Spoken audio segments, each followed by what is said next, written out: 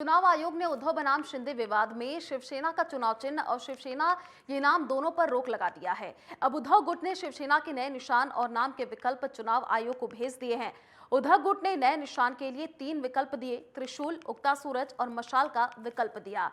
नए चुनाव चिन्ह पर चुनाव आयोग फैसला लेगा। महाराष्ट्र में असली शिवसेना किसकी हो, इसको लेकर उद्धव और शिंदे गुट की लड़ाई नए मोड़ पर पहुंच गई है। चुनाव आयोग ने शिवसेना के चुनाव चिन्ह को सीज कर दिया है। पार्टी का नाम और निशान छिन जाने के बाद शिवसेना के दोनों गुट आज बैठक कर अपनी नई रणनीति बना रहे हैं।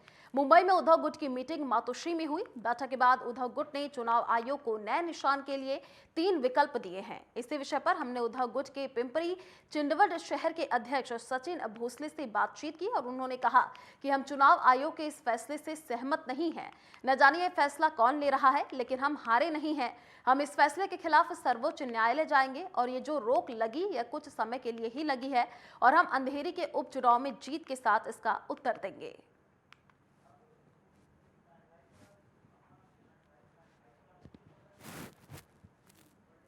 अभी हमारे साथ जुड़ रहे हैं पिंपरी चिंचवड शहर के अध्यक्ष सचिन जी भोसले। उनसे हम जानते हैं कल ही जो चुनाव आयोग का शिवसेना के बारे में फैसला आया है, उनकी प्रतिक्रिया लेते हैं और उनका अगला कदम क्या होगा ये उनसे जानते हैं।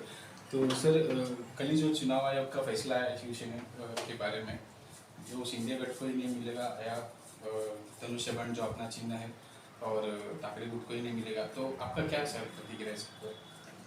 देखो, अभी कल जो चुनाव आयोग ने जो कल फैसला लिया है, ये फैसला अंतिम फैसला नहीं है।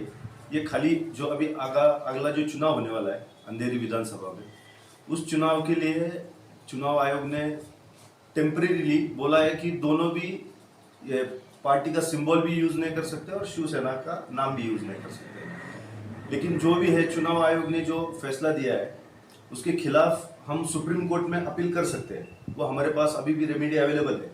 तो हमारे पक्ष के नेता माननीय उद्धव जी ठाकरे साहब और हमारे पूरे सब नेता लोग इसके अगेंस्ट हम अपील करने वाले हैं। वो जो अपील का जो डिसीजन है वो हमारे नेता लोग लेंगे। लेकिन जो हुआ है, जो चुनाव आयोग ने जो फैसला लिया है, इससे हम सब शिव सैनिक सहमत नहीं है, क्योंकि शिवसेना जो है ये सम्माननीय माननीय उद्धव जी ठाकरे साहब और पूरे महाराष्ट्र में सब उद्धव साहब की ज़्यादा से ज़्यादा समर्थक है। और जो लोगों ने ये गठ बनाकर जो बाहर निकले, इन्होंने भी उद्धव साहब ने दिया हुआ एबी फॉर्म लेके ही चुनाव लड़े। इसलिए और जो पार्टी का हमारा जो कॉन्स्टिट्यूशन है, वो कॉन्स्टिट्यूशन भी यही जब इसका फाइनल हियरिंग होगा उस वक्त सब सामने आ जाएगा कि ये गलत तरीके से इन्होंने सब किया है एकनाथ शिंदे ने। तो आने वाले दिनों में, अभी ये तो एक इलेक्शन के लिए, लेकिन आगे आने वाले दिनों में अपने को पता चलेगा जब मेरिट पे सब होगा। जब पार्टी का जो कॉन्स्टिट्यूशन है, वो कॉन्स्टिट्यूशन जब मेरिट पे उसके ऊपर हियरिंग होगा, तो ऐसा हो ही नहीं सकता कि ये धनुष्य बाण और शिवसेना ये दूसरे किसी को जाएगी। ये हमारा चिन्ह है, हमारे साथ ही रहेगा। और अधिक जानकारी के लिए संवाददाता हमारे साथ राहुल पुजारी लाइव जुड़े हुए हैं। राहुल, अभी फिलहाल क्या अपडेट देखने को मिल रही है? देखिए, उद्धव और शिंदे गुट में लगातार बहस जारी है, प्रदर्शन भी देखने को मिला है। दोनों ही गुट अपने सरकार की यहाँ पर काबिलियत दिखाने के चक्कर में लगे हैं। जी आयुष, मैं आपको बता दूं कि 2 दिन पहले केंद्रीय चुनाव आयोग ने जब प्रतिबंध लगाया था इनके चुनाव चिन्ह पे और इनके नाम पे, दोनों गुटों, शिवसेना के दोनों गुटों पे प्रतिबंध लगा दिया था, तब से बैठकों का दौर जारी हुआ है। उस दिन से बैठक चालू हो गई। मातोश्री में उद्धव ठाकरे की बैठक हो रही है और दूसरी तरफ एकनाथ शिंदे बैठक कर रहे हैं अपने एमएलए और एमपी को बुला के। और इस बीच में क्या नाम है, उद्धव ठाकरे ने अपने 3 नाम दिए हैं और 3 चुनाव चिन्ह चुनाव आयोग को भेजे हैं, जिसमें तीन चुनाव चिन्ह जो हैं उसमें त्रिशूल है और मशाल है, जलता हुआ मशाल है, उगता हुआ सूरज है। और जो 3 नाम जो दिए हैं वो है बाला साहब ठाकरे, शिवसेना बाला साहब ठाकरे पहला नाम है। दूसरा नाम है शिवसेना प्रबोधन ठाकरे। तीसरा नाम है शिवसेना उद्धव बाला साहब ठाकरे का नाम दिया है। 3 नाम दिए हैं, 3 चुनाव चिन्ह चुनाव आयोग को भेजा है। वहीं दूसरी तरफ शिंदे ग्रुप जो है वो अपनी बैठक कर रही है। जो सूत्रों के हवाले से जो खबर आ रही है, वो अपने अपने जो गुरु हैं, राजनीतिक गुरु, उनका नाम जोड़ के और बाला साहब नाम का जोड़ के देने की तैयारी में है। और उनका आनंद दीघे जो है, आनंद दीघे और बाला साहब ठाकरे का नाम जोड़ के पार्टी का नाम रखना चाहते हैं, सूत्रों के हवाले से जो खबर है। जी। लेकिन अंधेरी में जो उपचुनाव होने वाले हैं, उसको देखते हुए अभी टेम्परेरी क्या चीज देती है चुनाव आयोग, इस पे एक नजर है। लेकिन उद्धव ठाकरे कह रहे हैं कि मैं सुप्रीम कोर्ट जाऊंगा और असली शिवसेना मेरी ही है, और असली शिवसेना का दावा उद्धव ठाकरे कर रहे हैं।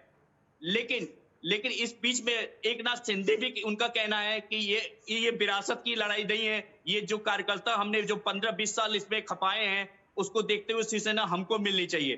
जी। आयुषी जी राहुल, देखिए दोनों ही जो एकनाथ शिंदे और उद्धव दोनों ही अभी लड़ रहे हैं कि किसकी शिवसेना है, इसको लेकर के लगातार तकरार देखने को मिली है। और चुनाव आयोग ने अभी रोक लगा दी है, ये क्यों लगाई है रोक? देखिए, अब पहले से कोर्ट पे चल रहा था, सुप्रीम कोर्ट में आपको जैसे मालूम है कि हमारे दर्शकों को, फिर उसके बाद सुप्रीम कोर्ट ने चुनाव आयोग के ऊपर छोड़ दी थी। जी। अब पहले भी हजारों केस में ऐसे हुए, जब दो पार्टियां लड़ती है तो फ्रीज कर दिया जाता है, और कुछ समय के लिए चुनाव चिन्ह फ्रीज कर दिए गए और नाम फ्रीज कर दिया गया। और आदमी अभी कुछ दिन बाद ही इलेक्शन उपचुनाव होने वाले हैं, अंधेरी में बीएमसी के इलेक्शन आने वाले हैं। इसको देखते हुए अभी इन दोनों को प्रतिबंध लगाया गया, और दोनों से 3-3 नाम मांगे गए और 3-3 चुनाव चिन्ह मांगे गए, जो आज जी। 2 बजे तक का टाइम दिया गया था। दोनों ने अपने नाम और वो भेजे हैं, लेकिन उद्धव ठाकरे की तरफ से जो उजागर किए गए तीनों नाम और तीनों चुनाव चिन्ह, अभी एक नाथ शिंदे की तरफ से कोई नहीं आया। लेकिन सूत्रों के हवाले से जो खबर आ रही है, वो आनंद दीघे और बाला साहब ठाकरे को मिला के वो नाम रखना चाहते हैं। और उनकी तरफ से एक दो जो चुनाव चिन्ह जो खबर आ रही है कि दहाड़ता हुआ सूरज, हनुमान जी की गदा और तलवार के इच्छुक हैं। जी चलिए, शुक्रिया राहुल तमाम जानकारी साझा करने के लिए। फिलहाल रुकते छोटे से ब्रेक के लिए, जल्द लौटेंगे। आप देखते रहिए नेटवर्क 10।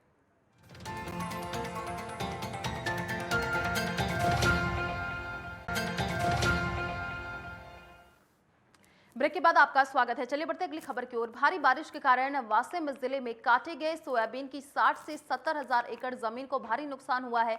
जिले के किसान फसल के नुकसान भरपाई की मांग कर रहे हैं।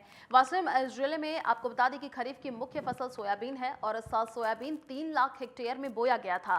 पिछले 3 से 4 दिनों से लगातार भारी बारिश के कारण सोयाबीन की कटाई शुरू हुई थी, लेकिन बारिश के कारण सोयाबीन की फसल क्षतिग्रस्त हुई है।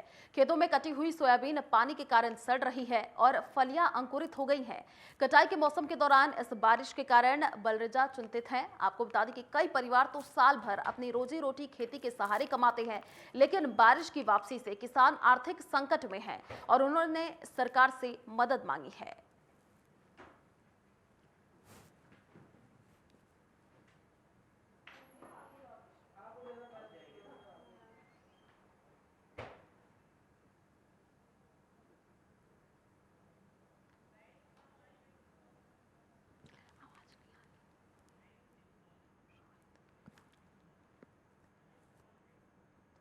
अधिक जानकारी के लिए सहयोगी शाहिद इकबाल हमारे साथ लाइव जुड़े हुए हैं। शाहिद, देखिए लगातार बारिश के कारण किसानों को भारी परेशानी का सामना करना पड़ रहा है। फिलहाल क्या जानकारी, किसानों का क्या कहना है? अकोला, वाशिम और बुल्ढाना, ये सभी जिलों के अंदर वापसी की जो बारिश है वो पिछले 3-4 दिनों से लगातार मूसलाधार हो रही है, जिसकी वजह से लगातार फसलों को नुकसान हो रहा है। और सबसे अधिक अगर नुकसान अगर देखा जाए, बात करें तो वाशिम का हो रहा है, जहां पर 60 से 70 हजार एकड़ की जमीन बारिश की वजह से पूरी तरह से बर्बाद हो गई है। और इसमें बोई गई फसल, जो वाशिम की सबसे ज्यादा अधिक मात्रा में बोई जाती है, सोयाबीन की फसल, खरीफ की फसल, ये पूरी तरह से बर्बाद हो गई है। आपको बता दूं कि अभी जो मौसम है, जो समय है, ये किसानों का कटाई का मौसम है, कटाई का समय चल रहा है और सोयाबीन की कटाई चल रही थी। लेकिन जिस तरह से बारिश हुई है, तो बारिश के बाद में जो ये कटाई हुई है, तो ये कटी हुई फसल भी पूरी तरह से बर्बाद हो गई है और इसके अंदर अंकुर लग चुके हैं, इनके अंदर से बीज निकल चुके हैं, अंकुर निकल चुके हैं, जिसके वजह से सोयाबीन पूरी तरह से बर्बाद हो चुका है। अब किसानों के सामने सबसे बड़ी समस्या आ गई है, भूखमरी की नौबत आ गई है। क्योंकि जी। उनका सबसे बड़ा नुकसान यहाँ पर देखने को मिल रहा है और वो काफी चिंतित है, क्योंकि आपको मैं बता दूं कि किसानों का सबसे ज्यादा अगर निर्भर होते हैं साल भर तो अपनी फसल पे होते हैं। फसल बेचने के बाद जो उसका मुआवजा आता है, जो उसकी मेहनताना आता है, उससे उनका साल भर रोजी रोटी चलती है। अब अगर ये चीज फसल ही उनकी नुकसान हो रही है तो उनमें काफी चिंता बढ़ गई है और कई लोगों के यानी कई लोगों पर भूखमरी जैसी नौबत आ गई है। और अब ये किसान सरकार से मांग कर रहे हैं, प्रशासन से मांग कर रहे हैं कि उनके तरफ ध्यान दिया जाए, उनकी फसल की भरपाई की जाए और उनका सर्वे करने के बाद उनकी आर्थिक सहायता जल्द से जल्द की जाए। जी, शायद देखिए किसानों को काफ़ी परेशानी का सामना करना पड़ रहा है और भूखमरी जैसे हालात भी हो गए हैं, तो अभी सरकार ने कुछ मुआवजे का ऐलान किया है, सरकार की तरफ से या प्रशासन की तरफ से कोई मदद की जा रही है? जी नहीं, अभी तो फिलहाल में इस तरह से कोई बात सामने नहीं आई, लेकिन प्रशासन से जिस तरह से हम मिल रहे हैं, जिस तरह से उनके तरफ से जानकारी आ रही है प्रशासन की तरफ से, प्रशासन इस बात में लगा है कि जल्द से जल्द इस पूरे मामले का, इस पूरे फसल का सर्वे किया जाए। जिलाधिकारी ने आदेश दिए है कि जल्द से जल्द इस जो भी फसल का नुकसान हुआ, जितने भी किसानों का नुकसान हुआ, इसका सर्वे करने के बाद तुरंत इसको एक्शन मोड में आया जाएगा। और साथ ही साथ जो सरकार है, राज्य सरकार, वो भी इस पर गंभीर तो नजर आ रही है, लेकिन अभी फिलहाल किसी तरह से किसानों के हित में फैसला या किसी तरह का ऐलान या घोषणा अभी तक नहीं देखी गई है। जी, शायद देखिए हम तस्वीरों के माध्यम से भी देख पा रहे हैं किसान काफ़ी परेशान नजर आ रहे हैं। चलिए शुक्रिया तमाम जानकारी साझा करने के लिए। चलिए बढ़ते अगली खबर की ओर। जलगांव जिले का चोपड़ा तालुका में बेमौसम बारिश के कारण किसान का भारी नुकसान हो रहा है। दरअसल 506 दिन से चोपड़ा तालुका में भारी बारिश हो रही है। पानी भरने से किसान की कपास, ज्वारी, मक्का को काफी नुकसान हो रहा है। आपको बता दें कि ये बारिश सूखा खेती करने वाले किसान के लिए अच्छी है।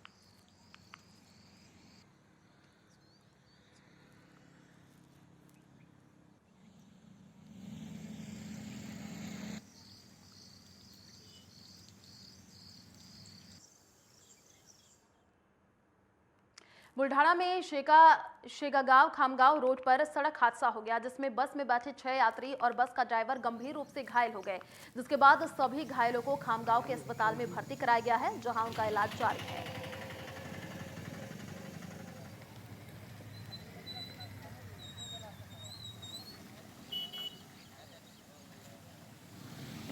देखिए घायलों का इलाज अस्पताल में चल रहा है। महाराष्ट्र के बुल्ढाना से ये तस्वीर, जहां पर शेगांव खामगांव रोड पर सड़क हादसा हो गया। बस में बैठे 6 लोग और चालक गंभीर रूप से घायल हो गए और घायलों का भी अस्पताल में इलाज जारी है। अमरावती में चूर्णी में सिंगाजी महाराज के मंदिर के दर्शन के लिए शरद पूर्णिमा पर श्रद्धालुओं का दिन भर आना जाना लगा रहा। सिंगाजी महाराज के जयकारों की गूंज के बीच अधिक श्रद्धालुओं ने यहां पहुंचकर संत के प्रति अगाध आस्था जताई। चूर्णी क्षेत्र से मंदिर परिसर तक और शाम को चूर्णी गांव से आया मुख्य निशान पेश किया गया। अपने आराध्य संत के दर्शन उपरांत शाम को आरती में भक्त शामिल हुए। रात में आकर्षक आतिशबाजी से पूर्णिमा पर आसमान रंग बिरंगी रोशनी से जगमगा उठा।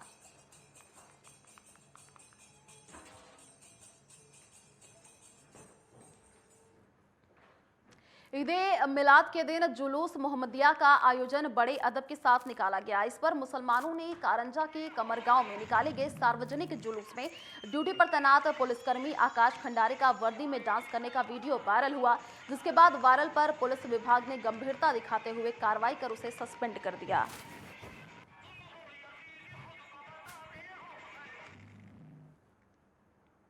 अमरावती के ग्राम देवरावाड़ा में बालाजी महोत्सव दरमियान 150 साल से जारी लोटांगन परंपरा आज भी जारी है, जिसमें बड़ी संख्या में नागरिक और श्रद्धालु सम्मिलित होते हैं। ये लोटांगन बालाजी मंदिर समीप रथ के पास से पूर्णा नदी तक जारी रहता है, जिसमें 400-500 भक्त लोटांगन लगाते हुए नदी तक पहुंचते हैं, जहां पर इस महोत्सव का परंपरागत तरीके से विसर्जन होता है।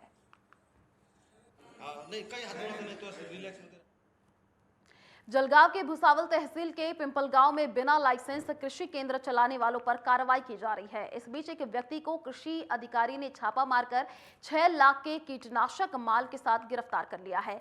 कृषि अधिकारी ने नितिन जैन नाम के एक दुकानदार को गिरफ्तार किया है। दुकानदार इस तरह कीटनाशक बेचकर देहाती किसानों को ठग रहा था। दवा एक्सपायरी होने के बाद भी दुकानदार कीटनाशक बेच रहा था। नासिक संभाग के कृषि निदेशक मोहन वाघ के आदेश पर जलगांव के कृषि सहायक विजय पवार और सहयोगी ने कार्रवाई को अंजाम दिया। वरडगांव पुलिस थाने में यह मामला दर्ज कराया गया।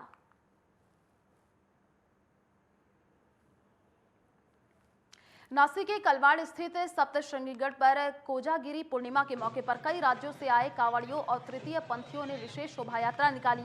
आपको बता दें कि हर साल कोजागिरी पूर्णिमा को यह भारी संख्या में यहां पर श्रद्धालु आते हैं और देवी मां के दर्शन कर मन्नत मांगते हैं।